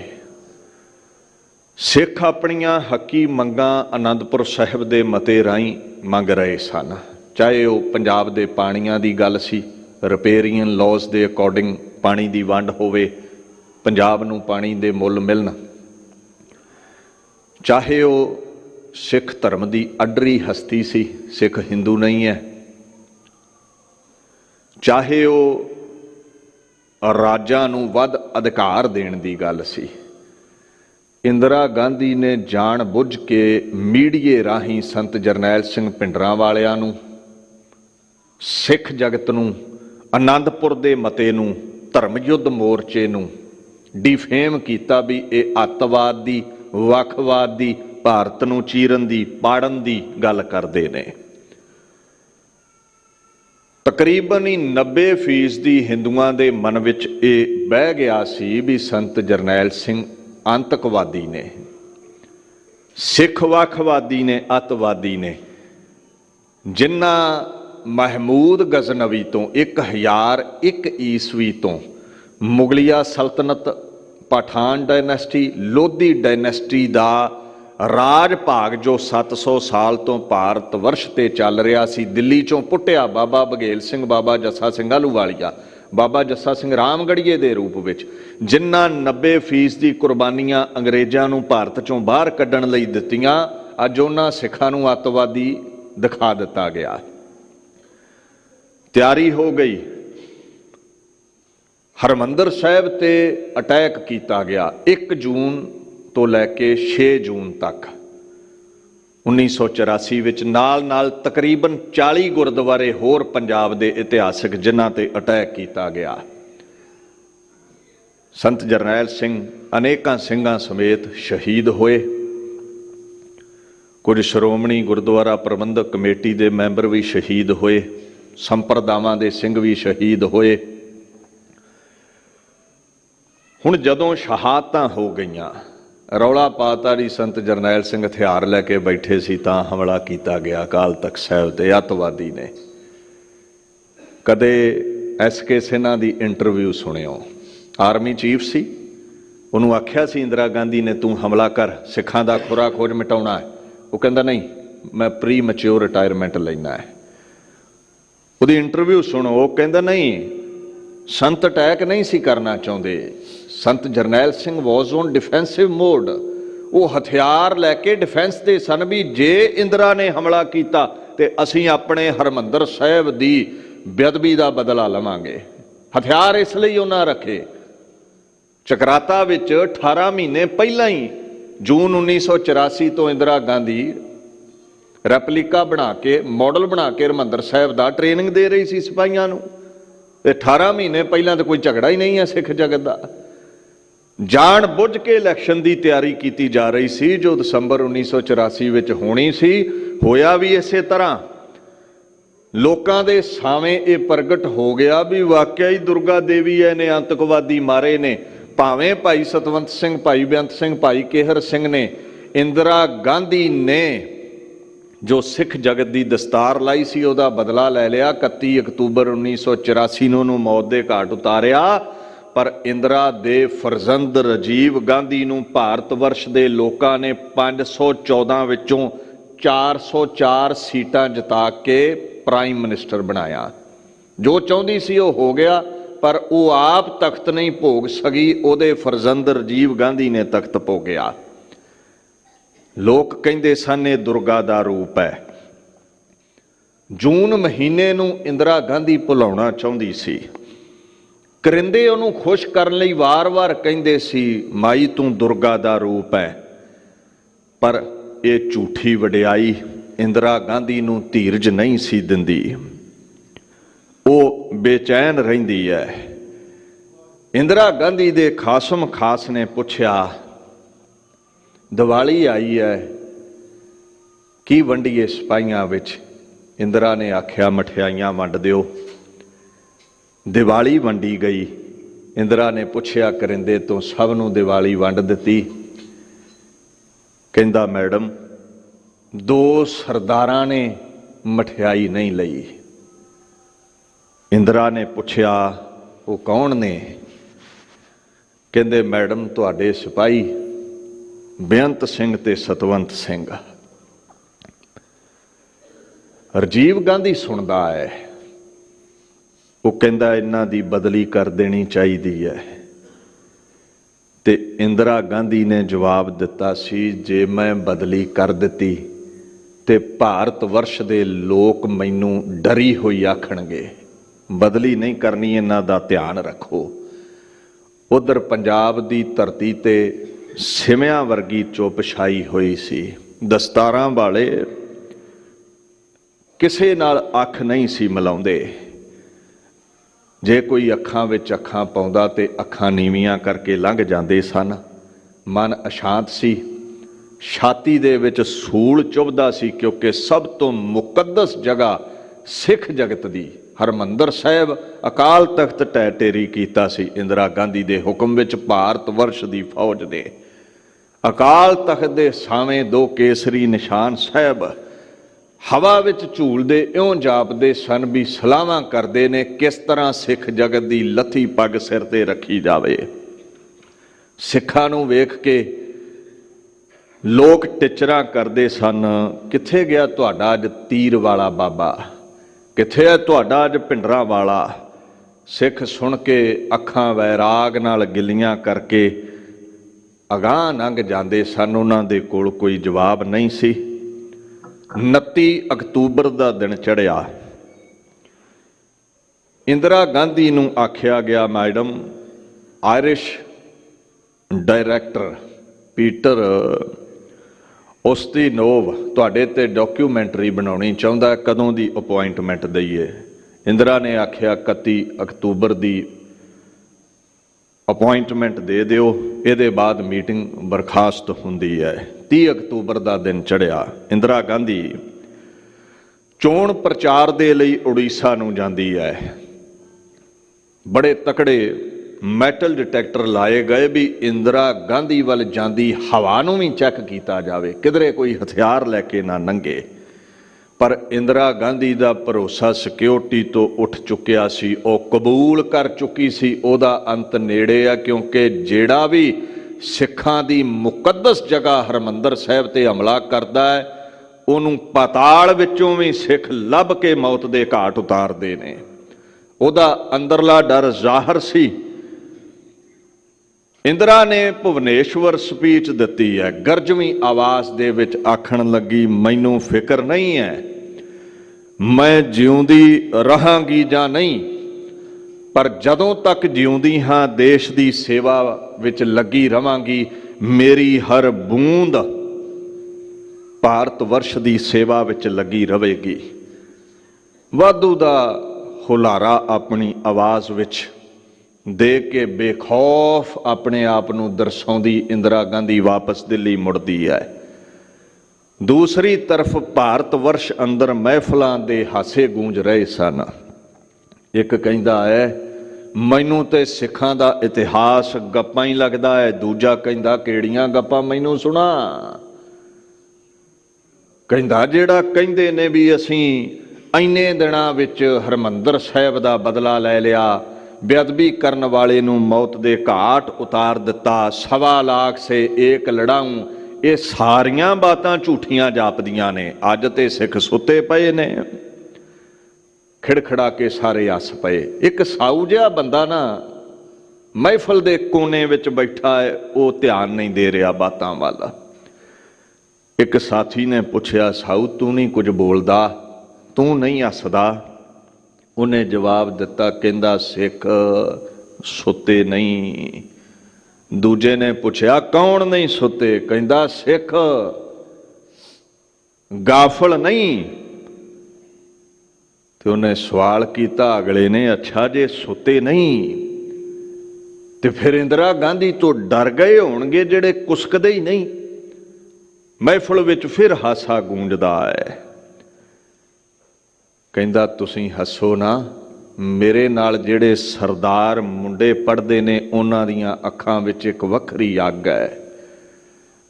ਉਹ ਬੋਲਦੇ ਨਹੀਂ ਚੰਗਾ ਜਾਂ ਮਾੜਾ, ਪਰ ਉਹਨਾਂ ਦੀਆਂ ਅੱਖਾਂ ਵਿੱਚ ਲਹੂ ਉਤਰਿਆ ਹੈ। ਇੱਕ ਮਜ਼ਾਕ ਦੇ ਲਹਿਜੇ ਵਿੱਚ ਬੋਲਿਆ। ਬੋਲ ਕਿੱਦਾਂ ਸਕਦੇ ਨੇ? ਇੱਕ ਭਿੰਡਰਾਂ ਵਾਲਾ ਬੋਲਦਾ ਸੀ, ਉਹਦੇ ਘਰ ਵਿੱਚ ਵੜ ਕੇ ਇੰਦਰਾ ਗਾਂਧੀ ਨੇ ਕੋਹ ਕੇ ਮਰਵਾ ਦਿੱਤਾ। ਇੰਦਰਾ ਗਾਂਧੀ ਇੰਨੀ ਤਾਕਤ ਦੇ ਵਿੱਚ ਹੈ, ਉਹਦੇ ਪਰਛਾਵੇਂ ਨੂੰ ਵੀ ਸਿੱਖ ਛੂ ਨਹੀਂ ਸਕਦੇ।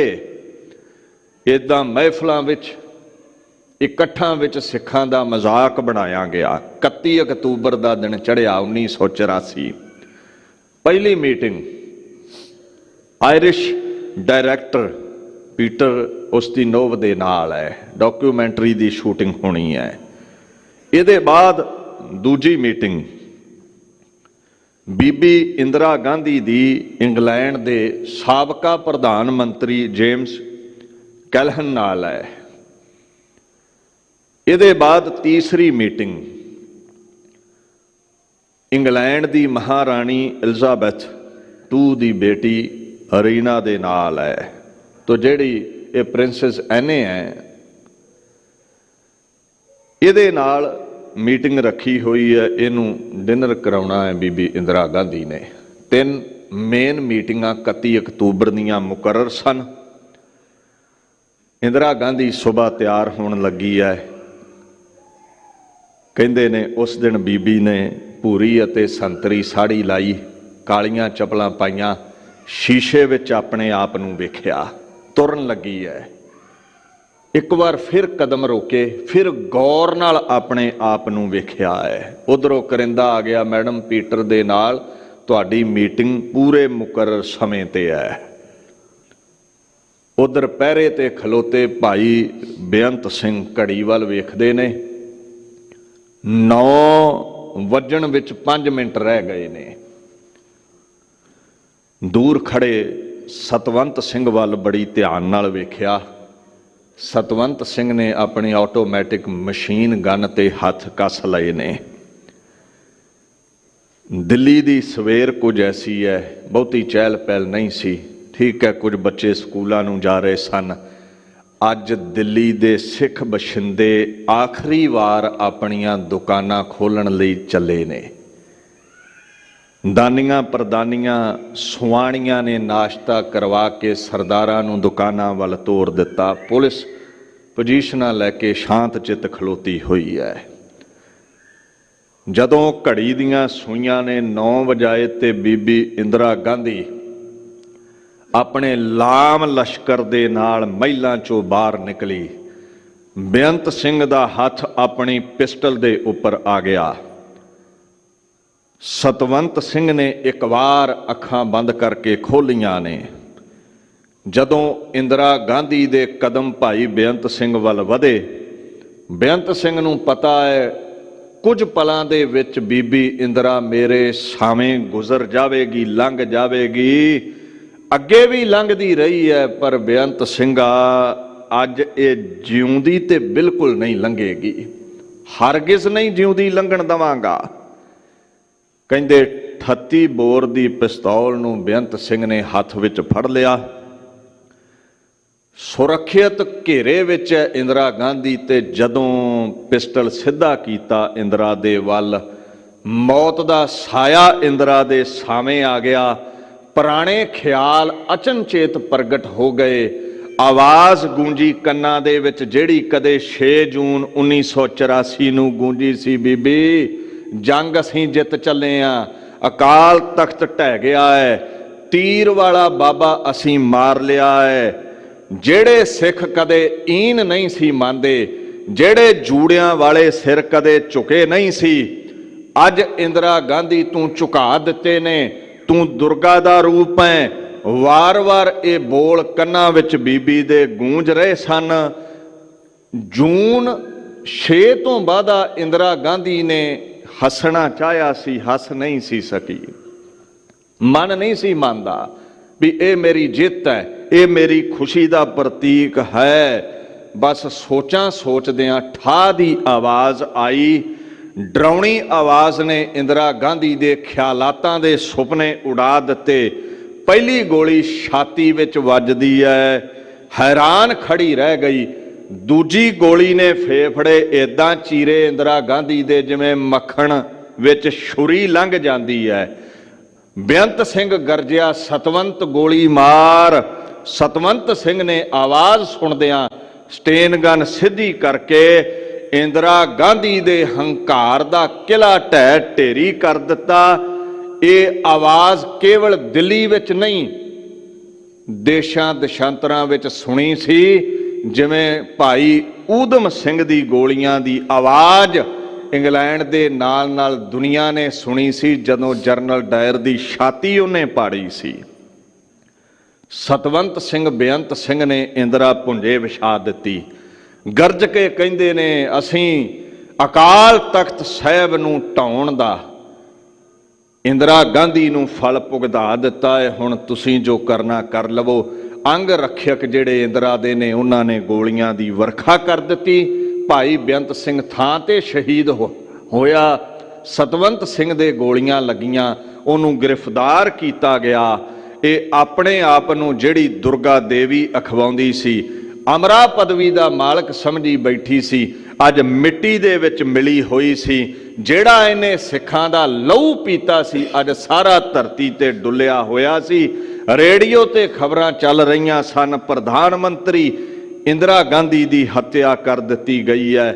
ਉਹ ਮਹਿਫਲਾਂ ਦੇ ਵਿੱਚ ਆਵਾਜ਼ ਬਦਲ ਗਈ, ਮਹਿਫਲਾਂ ਦੇ ਬੋਲ ਬਦਲ ਗਏ। ਉਹ ਸਾਊ ਬੋਲਿਆ, ਕਹਿੰਦਾ ਤੁਹਾਨੂੰ ਆਖਿਆ ਸੀ ਮਜ਼ਾਕ ਨਾ ਉਡਾਓ, ਸਿੱਖ ਕਦੇ ਵੀ ਸੌਂਦੇ ਨਹੀਂ, ਸਿੱਖ ਸਦਾ ਹੀ ਜਾਗਦੇ ਨੇ। ਸਿੱਖ ਜਗਤ ਦੀ ਚੜ੍ਹਤ ਸਦਾ ਬਰਕਰਾਰ ਰਹਿੰਦੀ ਹੈ। ਜਿਹੜੇ ਕਦੇ ਸਿੱਖ ਮੋੜਾਂ ਤੇ ਸਿਰ ਝੁਕਾ ਕੇ ਲੰਘਦੇ ਸਨ, ਅੱਜ ਧੌਣ ਉੱਚੀ ਕਰਕੇ ਲੰਘੇ ਨੇ। ਔਰ ਗਲੂਏ ਚੋਂ ਕਹਿ ਰਹੇ ਸਨ, ਬਾਬੇ ਭਿੰਡਰਾਂ ਵਾਲੇ ਦੇ ਤੀਰ ਹਜੇ ਬਾਕੀ ਨੇ, ਇਹ ਮਿਟਦੇ ਨਹੀਂ। ਸਮਾਂ ਆਉਣ ਤੇ ਦੁਸ਼ਮਣਾਂ ਦੀ ਹਿੱਕ ਵਿੱਚ ਵੱਜਦੇ ਰਹੇ ਨੇ ਤੇ ਇਦਾਂ ਵੱਜਦੇ ਰਹਿਣਗੇ ਜਿੱਦਾਂ ਇੰਦਰਾ ਗਾਂਧੀ ਦੀ ਹਿੱਕ ਵਿੱਚ ਵੱਜੇ ਨੇ। ਅੱਜ ਮੋੜ ਤੇ ਕੋਈ ਮਜ਼ਾਕ ਨਹੀਂ ਸੀ ਉਡਾਉਂਦਾ, ਕੋਈ ਸਿਰ ਨਹੀਂ ਸੀ ਅਟਾਉਂਦਾ। ਇਸ ਤਰ੍ਹਾਂ ਇੰਦਰਾ ਗਾਂਧੀ ਦਾ ਸਿੱਖ ਜਗਤ ਨੇ ਅੰਤ ਕੀਤਾ। ਜਿਹੜੇ ਕਹਿੰਦੇ ਨੇ ਗਨਮੈਨਾਂ ਨੇ ਗਦਾਰੀ ਕੀਤੀ ਹੈ ਸਤਵੰਤ ਸਿੰਘ ਬੇਅੰਤ ਸਿੰਘ ਨੇ, ਉਹ ਸੁਣ ਲੈਣ। ਕਾਨੂੰਨ ਅੰਗ ਰੱਖਿਅਕ ਪੁਲਿਸ ਦੀ ਡਿਊਟੀ ਹੈ ਆਤੰਕ ਤੇ ਆਤੰਕਵਾਦੀ ਨੂੰ ਖਤਮ ਕਰਨਾ। ਇੰਦਰਾ ਗਾਂਧੀ ਆਤੰਕਵਾਦੀ ਸੀ, ਉਹਨੇ ਸਿੱਖ ਜਗਤ ਦੇ ਅੰਦਰ ਆਤੰਕ ਫੈਲਾਇਆ ਸੀ। ਭਾਈ ਸਤਵੰਤ ਸਿੰਘ ਬੇਅੰਤ ਸਿੰਘ ਅਸਲ ਪੁਲਿਸ ਆਫੀਸਰ ਨੇ, ਜਿਨ੍ਹਾਂ ਨੇ ਖਾਧੀ ਹੋਈ ਕਾਨੂੰਨ ਦੀ ਕਸਮ ਨੂੰ ਨਿਭਾਉਂਦਿਆਂ ਉਸ ਦੁਸ਼ਟ ਮਾਈ ਦਾ ਸੋਧਾ ਲਾ ਕੇ ਮੌਤ ਦੇ ਘਾਟ ਉਤਾਰਿਆ। ਉਹਦੇ ਬਾਅਦ 1, 2 ਤੇ 3 ਨਵੰਬਰ ਨੂੰ ਬੀਬੀ ਇੰਦਰਾ ਗਾਂਧੀ ਦੇ ਫਰਜ਼ੰਦ ਰਾਜੀਵ ਗਾਂਧੀ ਨੇ ਕਾਨੂੰਨ ਦੀ ਮਦਦ ਲੈ ਕੇ ਸਿੱਖਾਂ ਦੇ ਲਾਇਸੈਂਸੀ ਹਥਿਆਰ ਜਮ੍ਹਾਂ ਕਰਵਾਏ। ਫਿਰ ਲਟੇਰੇ ਛੱਡ ਕੇ ਦਿੱਲੀ ਆਦਿਕ ਸ਼ਹਿਰਾਂ ਦੇ ਵਿੱਚ ਸਿੱਖਾਂ ਦੇ ਗਲੀ ਟਾਇਰ ਪਾ ਕੇ, ਮਿੱਟੀ ਦਾ ਤੇਲ ਪਾ ਕੇ ਸਿੱਖਾਂ ਨੂੰ ਅੱਗ ਲਾ ਕੇ ਸਿੱਖਾਂ ਦੀ ਨਸਲਕੁਸ਼ੀ ਕੀਤੀ ਗਈ। ਮੈਂ ਤੇ ਆਨਾ ਹੁੰਨਾ ਐ ਰਾਜੀਵ ਗਾਂਧੀ, ਜੇ ਤੇਰੇ 'ਚ ਮਰਦਾਨਗੀ ਹੁੰਦੀ ਤੇ ਤੂੰ ਹਥਿਆਰ ਨਾ ਜ਼ਬਤ ਕਰਵਾਉਂਦਾ, ਸਿੱਖਾਂ ਦੇ ਸਾਹਮਣੇ ਆਉਂਦਾ ਤੇ ਵੇਖਣਾ ਸੀ ਕਿਵੇਂ ਇਹਨਾਂ ਲੁਟੇਰਿਆਂ ਦੇ ਅਸੀਂ ਸਿਰ ਗੇਂਦਾਂ ਵਾਂਗੂ ਉਡਾਉਂਦੇ ਸਾਂ। ਬੁਜ਼ਦਿਲਾਂ ਵਾਂਗੂ ਸਿੱਖਾਂ ਨਾਲ ਕਤਲੋ ਗੈਰਤ ਮਚਾਈ ਗਈ। ਖੈਰ ਅਖੀਰ 6 ਜਨਵਰੀ 1999 ਨੂੰ 1989 ਦੇ ਵਿੱਚ ਭਾਈ ਸਤਵੰਤ ਸਿੰਘ ਤੇ ਭਾਈ ਕਿਹਰ ਸਿੰਘ ਨੂੰ ਸੁਪਰੀਮ ਕੋਰਟ ਦੇ ਹੁਕਮ ਦੇ ਵਿੱਚ ਫਾਂਸੀ ਦੇ ਸਜ਼ਾ ਸੁਣਾਉਣ ਕਰਕੇ ਫਾਂਸੀ ਲਾ ਦਿੱਤੀ ਗਈ। ਉਹ ਸਿੰਘ ਜਕਾਰੇ ਛੱਡਦੇ ਹੋਏ ਸ਼ਹਾਦਤ ਦੀ ਅਵਧੀ ਮਾਣ ਗਏ। ਤੇ ਯਾਦ ਰੱਖਿਓ, ਉਹਨਾਂ ਸਿੱਖ ਜਗਤ ਦੀ ਲੱਥੀ ਹੋਈ ਦਸਤਾਰ ਮੁੜ ਸਿੱਖ ਜਗਤ ਦੇ ਸੀਸ ਤੇ ਬਹਾਲ ਕੀਤੀ। ਤੋਂ ਮੈਂ ਇੱਕ ਬੇਨਤੀ ਵੀ ਕਰ ਦਵਾਂ, ਰਾਜੀਵ ਗਾਂਧੀ ਨੂੰ ਸੁਸਾਈਡ ਬੰਬਰ ਧਾਨੂ ਨੇ ਉਡਾ ਦਿੱਤਾ। ਉਹਦੇ ਵਾਹ ਦੇ ਵਿੱਚ ਬੀਬੀ ਨਾਲਿਨੀ ਅਤੇ ਉਹਦੇ ਪਤੀ ਸ਼੍ਰੀ ਹਰਨ ਅਤੇ ਹੋਰ 2 ਅਪਰਾਧੀਆਂ ਨੂੰ ਸਜ਼ਾਏ ਮੌਤ ਹੋਈ। ਕੁਝ ਅਪਰਾਧੀਆਂ ਨੂੰ ਉਮਰ ਕੈਦ ਹੋਈ। ਲੰਬੇਰੇ ਸਮੇਂ ਬਾਅਦ ਸੁਪਰੀਮ ਕੋਰਟ ਨੇ, ਹੋਰਾਂ ਅਦਾਲਤਾਂ ਨੇ ਉਹਨਾਂ ਨੂੰ ਰਿਹਾ ਕਰ ਦਿੱਤਾ। ਪਰ ਸਾਡੇ ਸਿੱਖ ਕੈਦੀ 1984 ਦੇ ਸਮੇਂ ਤੋਂ ਅੱਜ ਵੀ ਬੰਧਨ ਵਿੱਚ ਬੱਧੇ ਹੋਏ ਨੇ, ਜੇਲ੍ਹਾਂ ਵਿੱਚ ਨੇ। ਮੈਂ ਬੇਨਤੀ ਕਰਦਾ ਹਾਂ, ਇਹਨਾਂ ਨੇ ਉਮਰ ਕੈਦ ਵੀ ਭੋਗ ਲਈ ਹੈ, ਪਰ ਭਾਰਤ ਵਰਸ਼ ਦੀ ਹਕੂਮਤ ਹਿਊਮਨ ਰਾਈਟਸ ਦਾ ਘਾਣ ਕਰਕੇ ਇਹਨਾਂ ਨੂੰ ਰਿਹਾ ਨਹੀਂ ਕਰ ਰਹੀ। ਸਿੱਖ ਜਗਤ ਨੇ ਇਹਨਾਂ ਲਈ ਸੰਘਰਸ਼ ਜਾਰੀ ਰੱਖਣਾ ਹੈ, ਯਤਨ ਜਾਰੀ ਰੱਖਣੇ ਨੇ, ਮੋਰਚੇ ਜਾਰੀ ਰੱਖਣੇ ਨੇ, ਤਾਂ ਕਿ ਗੂੰਗੀਆਂ ਬੋਲੀਆਂ ਸਰਕਾਰਾਂ ਤਾਈਂ ਸਾਡੀ ਆਵਾਜ਼ ਪਹੁੰਚੇ ਤੇ ਇੱਕ ਦਿਨ ਇਹ ਜਿਹੜੀ ਹਨੇਰਗਰਦੀ ਹੈ ਇਹ ਮਿਟ ਜਾਵੇ। ਕਿਉਂਕਿ ਹਰ ਰਾਤ ਦੀ ਸਵੇਰ ਹੁੰਦੀ ਹੈ। ਇਹ ਬਚਨ ਕਹਿ ਕੇ ਫਤਿਹ ਬੁਲਾਉਣਾ ਹਾਂ। ਕੁਛ ਅਸੂਲੋं का नशा था, कुछ मुकद्दस ख्वाब थे, हर ज़माने में शहादत के यही असबाब थे।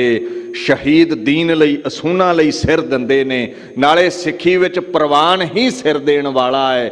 ਹੰਕਾਰ ਰੂਪੀ ਸਿਰ ਵੱਢ ਕੇ ਸੁੱਟ ਦਿਓ, ਸੰਤ ਬਣੋ ਤੇ ਪ੍ਰਵਾਨ ਹੋ। ਪ੍ਰਤੱਖ ਦੀਨ ਲਈ ਸਥੂਲ ਸਿਰ ਵੱਢ ਦਿਓ ਤੇ ਪ੍ਰਵਾਨ ਹੋ। ਜਉ ਤੋ ਪ੍ਰੇਮ ਖੇਲਣ ਕਾ ਚਾਓ, ਸਿਰ ਤਰ ਤਲੀ ਗਲੀ ਮੇਰੀ ਆਓ। ਇਤ ਮਾਰਗ ਪੈਰ ਤਰੀਜੈ, ਸਿਰ ਦੀਜੈ ਕਾਣ ਨਾ ਕੀਜੈ।